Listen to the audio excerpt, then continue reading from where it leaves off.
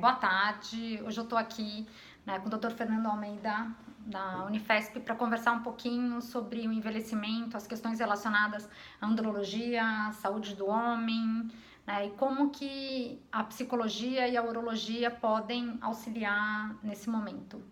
Boa tarde, Dr. Boa Fernando. tarde. Vamos lá? Vamos lá. Como que você vê as questões hoje do processo de envelhecimento, os cuidados que o homem tem que ter em relação à saúde, à família, os casais? Então, essa história do envelhecimento masculino relacionado com a atividade sexual e parte hormonal, ela vem sendo muito discutida ao longo dos últimos 10 anos e tem ganhado um destaque muito grande com relação principalmente à reposição hormonal para manter a jovialidade dos homens. Então, assim, existem coisas que são naturais do envelhecimento masculino e existem coisas que a gente tenta melhorar a qualidade de vida. Então, coisas que são naturais, né? O desejo sexual, a libido, isso tende naturalmente a ir diminuindo com a idade. E não necessariamente isso é uma doença. Isso é um ponto importante. As pessoas, mas eu não tenho mais a jovialidade. Faz parte da vida. Da mesma forma que você não tem mais a disposição física e eventualmente emocional depois de uma certa idade, você provavelmente na parte sexual, na sexualidade também vai ter algum declínio. A grande dificuldade é separar o que é normal do que é patológico. Onde está a doença nisso tudo? Na mulher, quando ela entra no climatério e tem uma queda, uma mudança hormonal abrupta, então fica mais fácil e mais nítido isso. No homem isso não ocorre assim. Então é uma coisa lenta e progressiva, e eu diria que a maioria dos homens não tem uma doença relacionada a isso. Tem uma queda natural da idade. E o que acontece? Como está massificado, em todo lugar que você vai na imprensa, site, onde você abre está falando do homem que envelhece, a falta de hormônio, a pessoa começa a achar que aquilo é uma doença. E isso a gente tem que orientar os pacientes que muitas vezes, eu diria que a maioria das vezes, que nos procuram no consultório falando, não tem nenhuma doença associada. Tem um processo natural. Tem um processo natural. Do avançar da idade. Exato. E a pessoa às vezes está achando que aquilo não é natural, porque se vende uma imagem, eventualmente na televisão, na notícia, no UOL, no site, seja onde for, de que todo mundo tem que manter uma performance de 18 anos até os 80. Sim. E aí ela se cobra que aquilo é um problema e acha que está doente, acha que tem que melhorar. E muitas vezes não é nada disso, ele precisa de uma orientação. Agora, existem os quadros onde existe um problema orgânico, né, que é um déficit realmente hormonal, e a gente tem como detectar isso com um simples exame de sangue. E nessas situações, quando a gente encontra que o nível de testosterona sanguínea está abaixo de um limite razoável, a gente pode tentar melhorar então essa parte de sexualidade com a reposição hormonal. Agora, olha que interessante, muitos homens têm níveis abaixo do que a gente considera normal. Você repõe, leva a testosterona dele para níveis relativamente altos, de um jovem de 18, 20 anos, e ele não nota clinicamente uma melhora na sexualidade, ou na potência, ou no desejo, e assim por diante. Por quê? Existe um componente socioemocional que afeta também a sexualidade. Então, não é só hormonal. Então, nós atendemos jovens de 20 anos de idade que vêm com problemas de sexualidade. Porque o entorno dele está atrapalhando. São os problemas, as pressões do dia a dia, o estresse, a ansiedade, todos os problemas psicológicos associados que estão levando aquilo. Então, o que é importante que os homens entendam é que a sexualidade, toda a parte que envolve libido, ereção, desejo e interação com a parceira é multifatorial. Sim. E nos homens, a grande maioria dos homens que nos procuram não tem problemas ou doenças hormonais. É que estão vivendo situações de grande estresse, ansiedade, problemas. Interessante isso que você falou, né? Tem um estudo italiano que saiu agora há muito pouco tempo. Você falou do jovem, do homem mais jovem, do homem que está com uma idade um pouco mais avançada, né? Que quando, na hora de avaliar Homens com disfunção erétil, por exemplo, ou com dificuldade eretiva, quando eles foram avaliar a função sexual dele, os homens com uma idade um pouco mais avançada se avaliaram melhor do que os homens mais jovens. Isso são é justamente o que a gente está discutindo. Perfeito essa coisa. Exatamente. É a expectativa criada. Sim. Então as pessoas, o jovem cria uma expectativa. Você abre qualquer local hoje, qualquer portal de notícia, pelo menos 5 notícias sobre sexualidade estão por ali. E eventualmente eu entro e leio, e são coisas irreais. São. Ou seja, tanto com relação às mulheres, as coisas que as mulheres... e quanto em relação aos homens. Quer dizer, e aquilo gera em grande parte das pessoas um estresse por performance, um estresse por... Quer dizer, eu preciso ser daquele jeito. Sim. O normal é aquilo, e o normal padrão não é. O padrão é aquele. Então, quer dizer, o paciente vem te falar assim, pô, doutor, quantas relações sexuais por semana ou por mês são normais? Não existe. Sim. Depende do casal. Eu tenho casais que são extremamente felizes com uma relação por mês e outros que têm 2, 3 vezes por semana. Então, o equilíbrio de cada pessoa é diferente. E é isso que as pessoas vão entender, ao invés de ficar falando, eu tenho tantas relações. Porque às vezes tem 3 por semana relações. Bem mais ou menos. Bem mais ou menos. Que ninguém ficou feliz. Aquilo lá só para cumprir tabela. Isso tem um pouco a ver, por exemplo, eu tenho uma teórica, né, canadense, que é a Sandra Leiblum. Ela já faleceu, mas ela era grande estudiosa junto com a Basson, que é da sexualidade feminina, de desejo, né? E ela falava que quando ela muda o conceito, ela muda a frequência do ato sexual, e ela fazia uma pergunta para os pacientes dela, que era se o sexo que você está tendo hoje é tão bom que vale a pena você querer de novo. Aí ela muda completamente a perspectiva, que é assim, é bom ao ponto de você querer de novo ou não? Tá só na frequência. Então eu brinco que é o checklist, né? Então o primeiro da semana, o segundo, o terceiro, né? E isso é um problema, porque a gente vê isso gera estresse para as pessoas, tanto para o homem quanto para a mulher. E muitas vezes esse estresse gerado, por exemplo, a pessoa não deu o checklist daquela semana, já começa, nossa, meu Deus, e agora? E isso não tem nada a ver. Tem semana que você está com a paciência 0 e não tem que ter atividade sexual. Quando o homem busca atividade sexual sem estar bem física e emocionalmente, ou está exausto, cansado, ou está exausto e com muito estresse na cabeça, ele tem uma maior chance de falha. Sim. Né? Então, ou de ter um problema de ejaculação rápido, ou eventualmente de ter uma perda de ereção. E isso é muito ruim, porque ele não consegue às vezes completar o ato, e aquilo junta com todos os tabus, todos os problemas socioculturais que ele tem envolvido aquilo. E o que ocorre? Ele começa a criar uma expectativa de performance. Então, na próxima relação, ele já entra com medo de falhar. Entrou com medo de falhar, gera ansiedade, acelera o coração, libera adrenalina, perde a ereção de novo. E vira um ciclo vicioso. Então, eu costumo dizer para os pacientes, a relação sexual tem que ser o melhor momento possível, tem que estar descansado, feliz, contente, tranquilo, porque aí você nunca vai ter problema.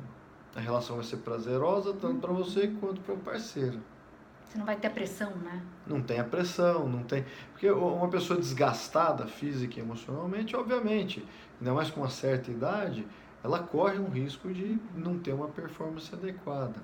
As mulheres também provavelmente sofrem com isso. Sim. Só que não fica tão nítido. Quer dizer, a mulher vai ter às vezes uma lubrificação insuficiente, alguma coisa desse tipo, mas não fica tão nítido a falha.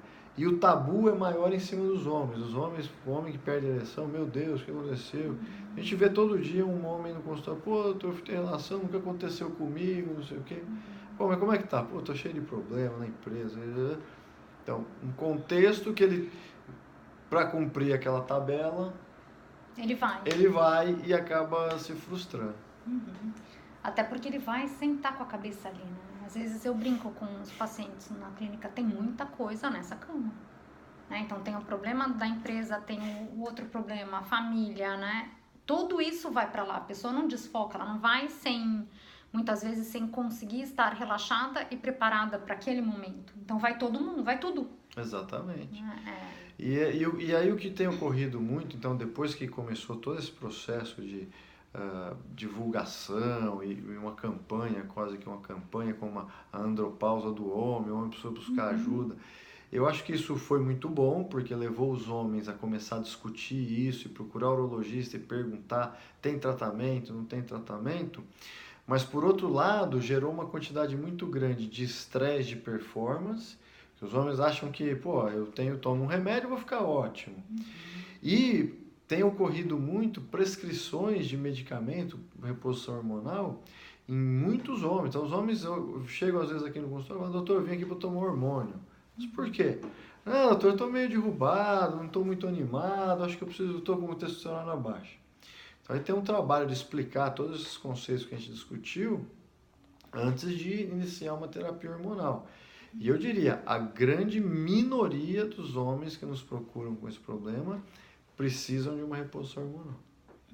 Às vezes tem outras questões de saúde que estão interferindo? Pode eventualmente ter outras questões de saúde, mas assim, a grande maioria que não tem uma disfunção erétil orgânica tem problemas que precisam ser atacados de ordem psicológica, de ordens emocionais e de ordens ligadas ao estresse do dia a dia. Aqui em São Paulo, então, é uma loucura, né? Fica mais nítido, né? Bem nítido aqui, é muito comum. Então, a gente vê de todas as idades. Mas o homem, quando chega no mais idoso, a preocupação dele, eu tô com a testosterona baixa. A primeira preocupação é a testosterona. O mais jovem, ele já meio que entende que o problema deve ser psicogênico. Estou muito novo para ter problema, né? E mesmo com mais idade, os problemas muitas vezes são de ordem psicogênica. E eles têm resistência quando eles percebem a questão psicológica, a questão psicogênica associada? Eu acho que no passado já foi pior, né? Hoje os homens, e aí vem de novo essas campanhas, essas divulgações, essas discussões, tem facilitado a nossa vida na hora de orientar o paciente, dizendo, olha, você está com esse monte de problemas aí, e agora aí a pessoa entende. E ela entendendo, ela consegue, então preciso buscar uma ajuda específica dentro desse problema para poder melhorar. Né? E as parceiras? Como que você percebe a parceira nessa hora? Olha, as mulheres são seres superiores, né? Elas, a capacidade de entendimento, eu acho que elas são fantásticas, na sua grande maioria, né?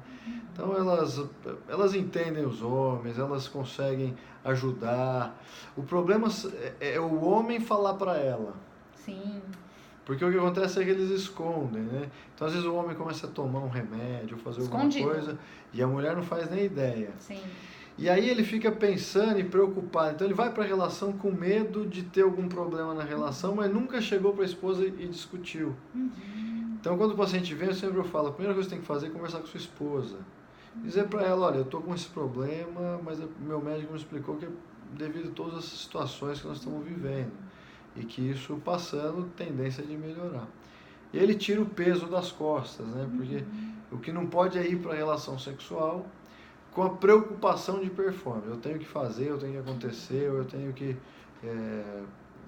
ter uma super performance. Isso aí geralmente é um E é o que é vendido, né? Porque quando você fala isso, né? A gente fala que na sexualidade, quando a gente começa o processo de psicoterapia, a primeira parte é uma parte educativa. E essa parte psicoeducativa, que a gente chama, é uma parte que você vai tirar os mitos, né, e as falsas crenças. E um dos mitos é esse. Exatamente. Que o homem sempre está pronto para o ato sexual, né, que ele não vai ter dificuldades. Não tem o direito de falhar. Não tem o direito. O homem... Na verdade, os homens se cobram isso. Sim. As mulheres não. As mulheres elas levam numa boa isso. Mas o homem não consegue aceitar. Isso na cabeça dele é uma difamação da honra, né? Como que pode acontecer isso comigo? Como que eu posso estar vivendo isso? Exatamente. Né? E alguns homens se desesperam com essa situação. Né? Alguns não entendem. É bem interessante que quando a gente começa a trabalhar, alguns nem conseguem entender como que as alterações fisiológicas começam por volta dos 40, 45, assim, eles, mas como? Né? Não imaginava que era assim, né? Então, assim, já tem esse mito como se fosse numa idade muito mais avançada, né? E na verdade não consegue muitas vezes, e quando percebe que que existe isso, que existem essas alterações e que isso faz parte do envelhecimento, do processo do passagem do tempo do homem e da mulher, né? De formas diferentes, mas faz, né? E que isso é fisiológico, é como se eles relaxassem, né? Então é possível, nesse momento da vida, as coisas serem mais tranquilas. Exatamente. Então é o afeto, o carinho, que às vezes a gente fala muito na terapia também, né? Que o ato sexual não envolve só o ato sexual em termos de intercurso, de penetração, mas tudo que está envolvido em relação a isso, né? O afeto, o carinho da troca, dos casais, sim. E muitas vezes nem isso é visto nessa hora, né? É incrível, às vezes o paciente fica tão preocupado com isso. Eu já vi pacientes que vão ser submetidos a cirurgias, que têm risco de levar a disfunção erétil, e os pacientes comentarem: ah, doutor, eu acho que eu vou me separar da minha esposa, porque depois eu vou ter problema. Eu falo: pô, você está casado há 30, 40 anos, você acha que a atividade sexual é a coisa mais importante do seu casamento? Então veja como a cabeça dos homens, às vezes, gira muito em torno desses mitos e tabus que se criou em cima do Você acha que homem. esses 30 anos foram só estruturados, né, com a base só na questão da sexualidade? Não. Exatamente. E é isso que a gente tem que tentar passar para as pessoas, para os pacientes. E você não vê uma reportagem dessa nunca em um lugar. Não vende. Não vende, exatamente. Que é o mais importante. É dizer que a vida é muito mais do que isso. Quer dizer, pô, não é só isso. Então, e as mulheres, e quando eu falo que as mulheres são seres superiores, elas entendem isso de uma maneira mais natural do que os homens. Isso talvez se deva à maneira mais cultural que nós temos aqui no Brasil, do que o do homem ser macho, aquela coisa toda. A virilidade, né? Isso, o cara acha que ele não pode ter nenhum problema. Mas isso está mudando, né? A gente nota que as pessoas estão evoluindo nesse aspecto e lenta e progressivamente estão melhorando a cabeça com relação a isso. Você falou das cirurgias, né? Como que eles lidam geralmente, né? Porque as cirurgias trazem uma série de medos, né? A cirurgia que nós falamos, da urologia, que leva algum risco de disfunção erétil, é a cirurgia para o câncer de próstata. Sim. Então, nessa cirurgia, é óbvio que os pacientes ficam preocupados com o risco de disfunção erétil, mas eles, como eles estão enfrentando uma situação drástica, dramática na vida deles, pô, eu estou com câncer, eu posso morrer.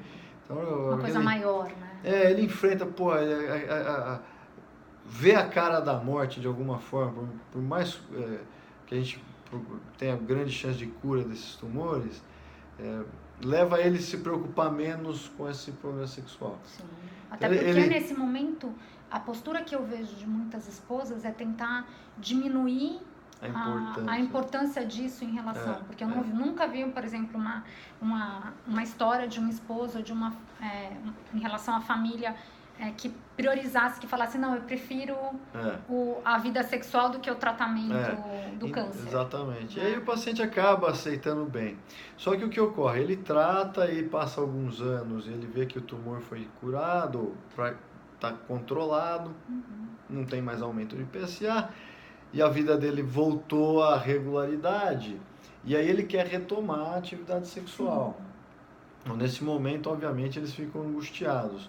Mas hoje nós temos tratamentos, hoje eu digo aos pacientes, só não tem relação sexual quem não quer.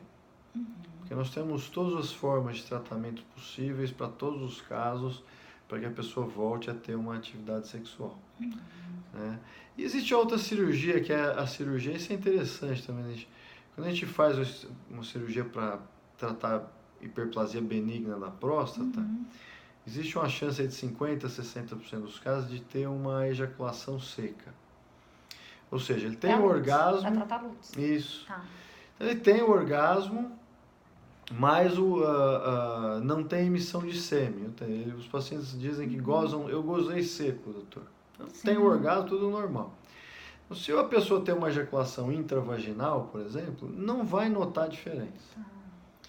Se tiver uma ejaculação fora, ele vai notar que não saiu nada, que não saiu sêmen. Então, mas mesmo para isso, que é uma coisa que pelo menos na cabeça do médico, né, é uma coisa relativamente pequena, né, os pacientes ficam aterrorizados de fazer a cirurgia. Mas eu vou ficar assim, isso é muito ruim.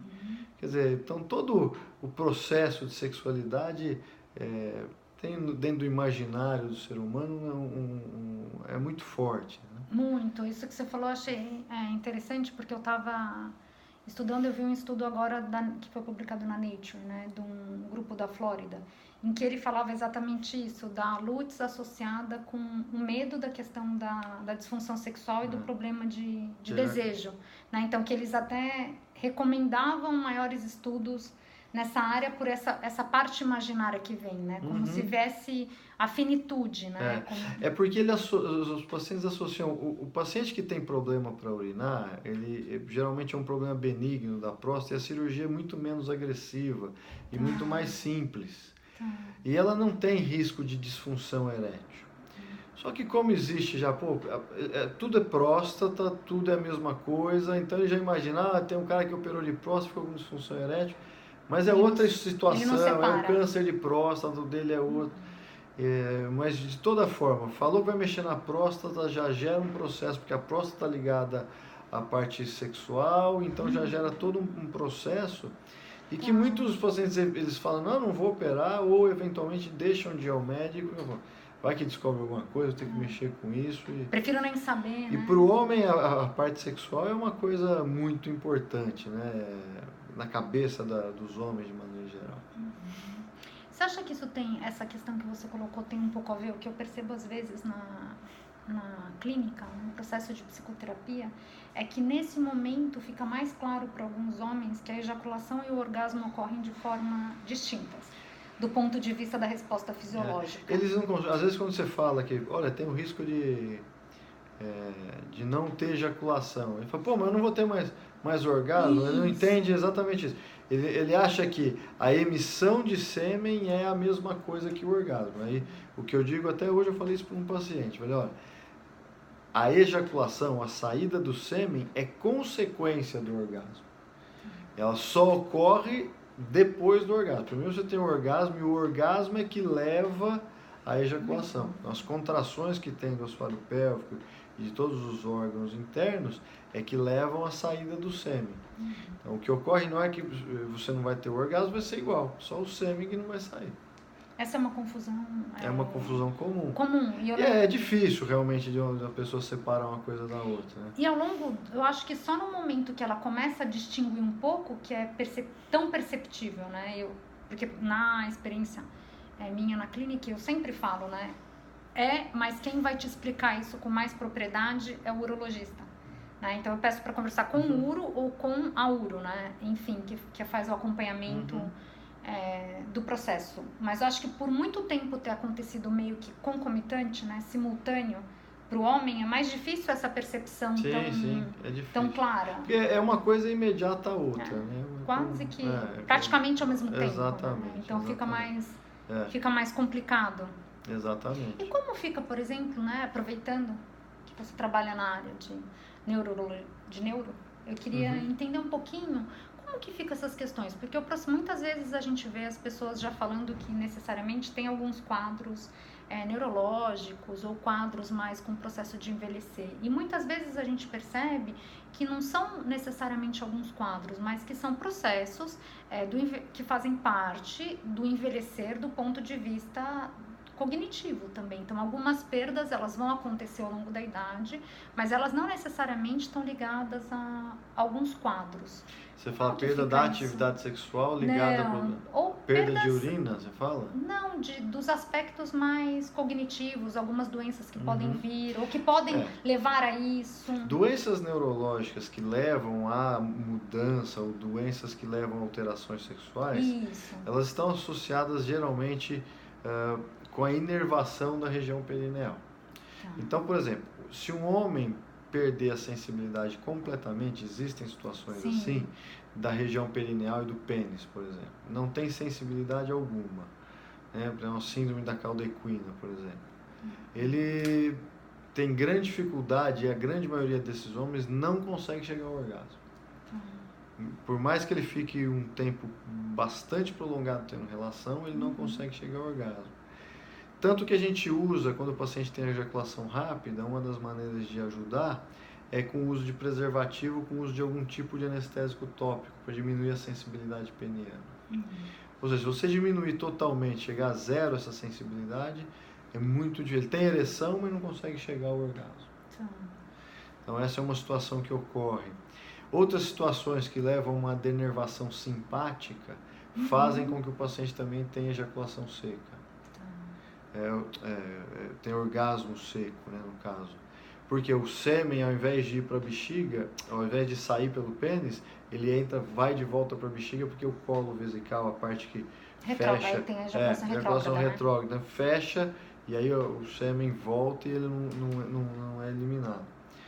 Então, essa é uma que, do ponto de vista da sexualidade, a gente ouve muito, é como se não tivesse concluído o ato. Então, mas... Essa sensação às vezes fica no casal e a gente precisa trabalhar que não é real. Precisa entender o processo. Sim. E aí o que é orgasmo, o que é ejaculação, e saber que uma coisa é igual a outra. Porque às vezes o paciente percebe porque a mulher fala, pô, mas você não chegou no orgasmo? Isso. Porque não tem nenhuma secreção. Ela fala, pô, ele não ejaculou. E não é isso, ele teve orgasmo, mas não chegou a eliminar o sêmen. São exemplos de doenças que podem... São exemplos de lesões neurológicas que podem levar. Agora, existem lesões, por exemplo, de denervação do pênis, né, que fazem com que a pessoa não consiga ter ereção. Por exemplo, quando faz a cirurgia da próstata, a prostatectomia radical, se tiver alguma lesão do nervo, aí você não consegue ter ereção, mas a sensibilidade é preservada. Porque são nervos diferentes. O que leva para a ereção é um e o que leva à sensibilidade é outro. Por isso que o homem às vezes tem perda de sensibilidade e mantém ereção. Perde a ereção e mantém sensibilidade. São nervos diferentes. Esses estão mais associados, por exemplo, com riscos de síndrome metabólica, riscos cardíacos? Esses pacientes que têm problemas que são fatores de risco cardiovasculares, são os pacientes que tem, por exemplo, tabagismo, dislipidemia, hipertensão, pacientes que já sofreram infarto. Então, são riscos de lesão na artéria. Aí não seria neurológico, seria uma lesão na artéria. E esses pacientes, eles não têm afetado o libido. O que eles têm é uma perda de ereção, que é uma confusão comum dos pacientes. Sim. Libido e ereção. Libido é desejo, é vontade, eu querer ter relação, querer ter atividade sexual. E ereção é outra coisa. Então a pessoa às vezes está com a testosterona ótima, libido ótimo, só que não consegue uma ereção satisfatória. Esses pacientes geralmente têm esses fatores de risco, tabagismo, dislipidemia, doenças... Fica um pouco mais difícil. E aí a artéria peniana, que é muito fininha, ela está parcialmente obstruída ou totalmente obstruída, e o sangue não consegue entrar na velocidade que precisa para preencher os corpos cavernosos e levar a ereção. Aí que entram as medicações, via oral, quando isso não funciona, as injeções, e quando não funciona, as próteses penianas, que são muito eficientes. E como que muitas vezes você fez uma distinção que eu achei bem interessante, a questão que tudo está relacionado à próstata, mas que muitas vezes a hiperplasia benigna traz um receio maior do que necessariamente... É porque a hiperplasia benigna, a cirurgia não é igual a do câncer de próstata, é uma cirurgia interna. Então a gente não chega perto dos nervos que causam ereção. Então essa cirurgia para hiperplasia benigna não tem risco de ereção, de problemas de ereção. Não tem risco de mexer com libido. O único risco dela é a ejaculação retrógrada, que é o orgasmo seco. E que ficando mais claro tudo isso... Sim, o paciente tem que entender isso para não ficar com medo desnecessário de fazer um procedimento que precisa, né? Exato, porque senão ele não chega, né? Exatamente. Eu acho que isso é um ponto importante, né? Que muitas vezes o paciente demora para procurar ou ele não procura por uma desinformação ou por essas informações que você estava falando que são muito comuns serem erradas, né? Que a gente vê muita coisa sendo divulgada, muita informação sendo divulgada que muitas vezes, na verdade, mais afasta e coloca medo nos homens e nas parceiras do que... Exatamente. É o que eu disse, novamente, hoje um homem pode manter atividade sexual até o final da vida se ele tiver desejo de manter atividade sexual. Nós temos os médicos, os urologistas, tem como propiciar isso aos homens. Sim, os casais têm. Sim, é uma coisa que eu acho importante, que muitas vezes não é falada, que assim, as pessoas acham que a disfunção sexual é uma coisa inerente ao processo de desenvolvimento. Não é. Um homem e uma mulher podem viver ao longo da vida toda sem nenhuma disfunção. Sim, sem dúvida. Eu acho que isso é importante, porque também a gente vê associado ao envelhecer do homem e da mulher necessariamente uma disfunção sexual. Vai ter uma dificuldade porque está avançando. Não, pode, existem homens e mulheres que vão passar a vida toda, o desenvolvimento todo, e não vão ter essas dificuldades. Exatamente, assim, existem problemas que podem levar ao longo da vida, obviamente, mas a grande maioria dos problemas tem como ser atacada e tem como ser melhorada, né? Sei lá, às vezes uma mulher teve uma doença grave, um câncer de colo do útero, precisa fazer radioterapia, aí vai ter lesões, isso pode dificultar, né, uma atividade sexual, mas a grande maioria das vezes você consegue contornar isso no casal. E quando a incontinência feminina? Então, a incontinência feminina, ela pode afetar a sexualidade em casos mais graves, né? Porque algumas mulheres começam a ter perda urinária durante o ato sexual. Sim. E aí, nessa situação, ela pode ficar constrangida e começar a fugir daquela situação. Pô, é igual o homem que perde a ereção, ele começa a fugir, ou que tem ejaculação rápida. Ele começa a fugir da situação que possa levar ao sexo. Aquilo ali fica uma coisa desconfortável. E na mulher a mesma coisa. Então, ela vê que ela perde urina, às vezes o marido nem percebeu, porque é pouco, ou nunca reclamou, mas aquilo ali está incomodando. E ela fala, meu Deus, vou perder xixi, aquilo ali é ruim. Então, a mensagem que a gente tem que dar: continência urinária é de fácil tratamento, né? Busque ajuda e não fica sofrendo por isso. Que o caminho é mais simples. Muito simples, né? Muito. E queria te fazer uma pergunta assim, você falou um pouco da postura da mulher frente ao homem enquanto ele tem disfunção, né? Falando até de uma forma positiva de como as mulheres percebem tudo isso. E como é a postura que você tem visto quando é o contrário? Quando, por exemplo, você deu um exemplo de uma dificuldade da mulher. Como fica? Você acha que tem diferença de postura? Eu acho que tem bastante diferença. O homem é menos compreensivo, de maneira geral.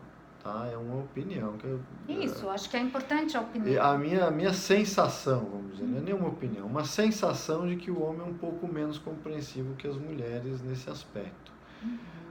Mas eu vejo muitos homens compreensivos, inclusive eu vejo com uma certa frequência isso. Os homens que falam, pô, minha esposa não quer muito mais ter atividade, está mais devagar. E a pergunta que eu sempre faço para os homens é assim: o quanto isso está sendo ruim para você? Porque às vezes não é ruim, é só porque o cara acha que tem que ter X relações por mês. Tá. Então o ideal é que os casais se conversem e cheguem a uma coisa razoável. Então às vezes o homem quer muita relação, ou às vezes a mulher quer muita relação e o homem quer pouco, e assim por diante. Tem que achar um equilíbrio para o casal ser feliz. E tentar andar no mesmo passo. Sim. Né? Então, mas eu vejo muitos homens que compreendem bem e ficam tranquilos e seguem a vida numa boa. Porque depois de uma certa idade, as mulheres também, de maneira geral, são para ambos, né? elas procuram menos, a libido também cai um pouco. A gente tem visto muito no consultório, eu não sei, aí não é muito a minha área, mas os ginecologistas têm receitado as mulheres usarem testosterona para melhorar a libido. Eu não sei muito bem até onde isso é benéfico para as mulheres, né? Mas o importante é complexo. E o importante, o que eu acho, não é ninguém, é achar o ritmo do casal. Ao longo desses 20 anos que eu atendo, eu entendi isso muito bem. Cada casal tem um ritmo e não existe uma regra. E o importante é o casal achar o seu ritmo e ser feliz dentro daquilo e esquecer tudo o que falam ao redor. Sim, é o que está dentro da relação. Exatamente. Né? Eu sempre falo, é o que está dentro da relação, não o que está fora da relação. Exato. Não adianta, o outro casal faz assim, o outro casal faz assado. Isso é igual criar filho. Cada casal tem uma maneira de criar e a gente não tem que imaginar que um é correto e o outro é errado. E cada um tem que criar dentro dos seus valores, da sua cultura, do que acredita, do que acha certo e do que te deixa feliz. E no caso da atividade sexual, sem dúvida é isso. Sim, tem duas coisas interessantes para a gente poder fechar, que nós já estamos num bate-papo faz tempo aqui com o Dr. Fernando, que é o seguinte, tem isso que você falou é extremamente importante, né? E saiu uma pesquisa da Universidade do Texas agora, da área de psicologia, falando da importância da comunicação sexual conjugal, que casais que se comunicam mais têm menos chance de ter disfunção. Né? E que a qualidade da comunicação favorece a função sexual do homem e a função sexual da mulher. Então, favorece para a mulher o orgasmo, a lubrificação, favorece para o homem a qualidade da função da ereção, o controle. Né? Então, que isso tudo está ligado. Né? Então, acho que isso é muito importante. Né? E o que você falou um pouquinho, né? Ressaltando a questão do uso de testosterona, né? É uma coisa extremamente complexa. Né? E eu tenho na experiência da clínica tanto aspectos positivos da reposição quanto aspectos negativos. Né? Então, há negativos como, Fernanda, do homem assustado e sem saber lidar com a mudança de comportamento da esposa. É como se, de repente, virasse uma chave.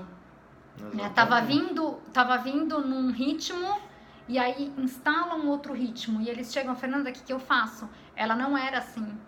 Né? Então eu acho que é uma coisa pra gente pensar, assim como tem casais que lidam bem e que dá certo e que conseguem entrar num ritmo também, mesmo com a reposição, mas esse é um relato que até me surpreendeu um pouco, porque eu não esperava muitas vezes ouvir estas... Eu já ouvi aqui várias vezes. Né? Doutor, minha mulher agora quer mudou toda hora, exato. Não é assim, nunca foi, eu preciso dar um jeito aqui. Exato. Então o cara vem preocupado que ele precisa...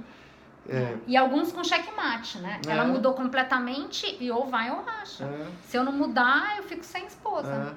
Então, eventualmente isso é ruim, porque eles estavam vivendo bem e de repente entrou um fator de instabilidade no casal. E aí a pessoa às vezes está atolada de problemas e não consegue acompanhar o ritmo do outro. Com certeza. Que é um ritmo eventualmente artificial.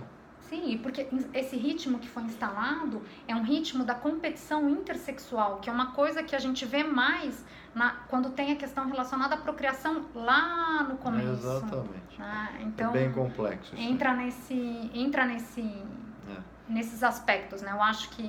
Né, eu gostaria... Agora tem uma pergunta, que é a minha pergunta final, doutor Fernando, que eu gostaria de fazer. Eu faço para todos os médicos, né? Eu acho que é uma coisa extremamente importante. Eu queria que você desse uma mensagem, né? Um recado, uma mensagem para os colegas, para os médicos, né? Tem muitos médicos com menos experiência, né? Clínica, começando, enfim, né? Eu gosto da mensagem para os pacientes, né? Uma mensagem aqui sim que você deixa. O que você acha que é importante, que você valoriza na tua experiência, na tua visão como médico, como clínico? Você está na universidade, então produzindo o conhecimento. O que eu deixaria de mensagem com relação a essa parte sexual e sexualidade masculina, principalmente, é que os homens precisam entender que, como eu disse algumas vezes ao longo dessa conversa, hoje só não vai manter atividade sexual quem não quiser. Então, um homem que quiser manter atividade sexual, procura um urologista e segue a orientação. Procura um urologista ou os médicos que cuidam disso precisam ser pessoas que gostem de tratar esse tipo de coisa. Porque a maioria dos pacientes precisa muito mais de uma conversa, de uma explicação, de uma orientação sobre o problema do que remédio, cirurgia ou intervenções. Então a mensagem que eu deixaria é essa: se você está sofrendo, as pessoas que sofrem com isso, busque ajuda, a ajuda existe e não é complicado. E para os médicos de todas as áreas que atuam, que encontram, se defrontam com essa situação de frente aos pacientes, se você gosta e tem alguma experiência com isso, ajude os pacientes, continue. Se não é sua praia, se não é o que você gosta de atuar, de orientar, encaminhe esse paciente para alguém que goste, que atue nessa área de uma maneira específica, para que ele possa orientar esse paciente da melhor maneira possível. Porque, sem dúvida, a grande maioria dos pacientes melhora com bate-papo, com uma orientação, eventualmente com suporte psicológico, sem necessidade de grandes intervenções. Sim, com certeza. Isso acho que o Dr. Fernando falou é muito verdade. Que a conversa, muitas vezes, a gente vê o quanto é terapêutico dentro do processo, a conversa com o médico. É isso aí. Né? E fora da área de sexualidade, que recado você daria? Num aspecto mais geral, porque a sexualidade ela vai acabar chegando em todas as esferas, as dificuldades, né, de alguma forma. E do ponto de vista mais geral da urologia, que tem outras dificuldades que vão impactar a vida da pessoa. Né? Sim, dentro da urologia, na verdade, a urologia é uma área extremamente complexa e ampla, né? E é por isso que eu gosto tanto da urologia. A gente trata homens, mulheres, crianças e todas as situações diferentes. Mas assim, a mensagem que eu deixaria de maneira geral seria com relação a cuidados da saúde. Então, a gente recebe os pacientes que vêm com queixas, às vezes, vim aqui para ver como está minha próstata. Vim aqui porque eu estou com medo do câncer de próstata, novembro azul, todo mundo falando disso. Eu vim aqui por causa da minha ereção. E as pessoas se esquecem de cuidar da saúde como um todo, né? Então, a mensagem que eu deixaria para as pessoas é essa. O importante é a gente estar bem. E para estar bem, precisa de cuidar da saúde. Cuidar da alimentação, ter atividade física, não viver um estresse exagerado. Então, isso tudo é que vai trazer o equilíbrio e vai trazer um bem-estar e uma qualidade de vida para que a gente fique bem. E para que isso ocorra, muitas vezes você precisa de ajuda de profissionais. Então, se você nota que a vida não está legal, procura ajuda, se eventualmente médica, psicológica, de tal forma que você consiga viver uma vida equilibrada e a vida equilibrada vai gerar saúde. E gerando saúde, a gente vive bem. E sem saúde, não dá para fazer nada. Não tem condições, né? Isso a família depende disso, né? Tudo depende disso. Tudo depende da saúde, né? E ela é frágil. Exatamente. E hoje em dia a gente tem prevenção para grande parte dos problemas, né? É uma pessoa seguindo as orientações, quer dizer, olha, precisa fazer um pouquinho de atividade física, não é muito. Aí as pessoas teimam em não fazer. Precisa de comer de uma maneira adequada, as pessoas teimam em não fazer. Então, isso é importante, quer dizer, ficar atento a isso, cuide disso, esse equilíbrio é essencial. A gente não precisa de um monte de remédio, a gente precisa de ter equilíbrio. Sim, né? E a gente precisa do Brasil mudar a cultura dele, né? Uma cultura preventiva de saúde, não remediativa. Não de tratamento, exatamente. Não de tratamento, né? Eu queria agradecer, né, o Dr. Fernando pela oportunidade, pelo diálogo, né? Pela possibilidade que ele deu. Acho que, né, pouco a pouco eu vou com esse projeto levando um pouco mais de informação para as pessoas e tentando desmistificar um pouco isso, né? Tentando, acho que fazer um pouquinho frente à quantidade de desinformação que a gente tem e que eu falo que mais atrapalha do que ajuda, né? Homens e mulheres no geral e famílias, né? Porque as dúvidas chegam uma hora que elas chegam na criação dos filhos, né? Exatamente. O processo de psicoterapia chega nisso também, né? As pessoas estão interligadas, né? É o cuidado com a saúde, não é... As pessoas sempre me perguntam, eu falo, não, às vezes o que traz a pessoa para minha clínica é a sexualidade. Mas não necessariamente é só por isso que ela fica. E a causa do problema da sexualidade nunca é a sexualidade, não, nunca é outro lugar. A gente fala em termos de psicologia que existe a queixa expressa e a queixa manifesta, né? A expressa é a que faz a pessoa chegar e é que ela te fala.